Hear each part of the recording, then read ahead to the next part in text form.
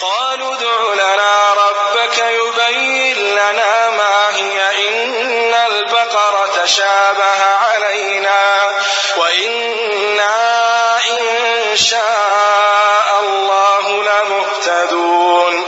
هغوی وویل د میش د پوره د خپل رب نه دعا وغواړه چې میش د پوره بیان کړي چې هغه څه قسم دی. بېشکه چې غوږونه په میش ګډې وډې شولې او که الله تعالی وغواړي بېشکه میش خامخا یار مندین کیږي.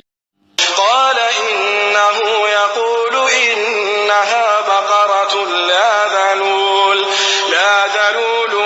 تثير الأرض ولا تسقي الحرث مسلمة لا شية فيها قالوا الآن جئت بالحق فذبحوها وما كادوا يفعلون.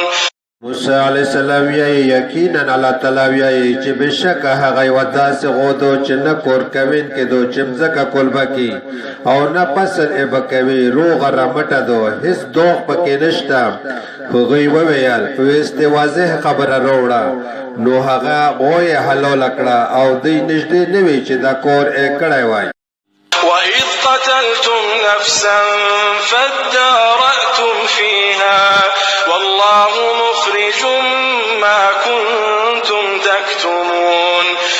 او کله چې تاسو یو کس ووژلو نو د هغې په باره کې تاسو په خپل منځ کې په جګړه شوئ او الله تعالی د هغه څه ښکاره کوونکی و چې تاسو یې پټول. فقلنا اضربوه ببعضها كذلك يحيي الله الموتى ويريكم آياته لعلكم تعقلون.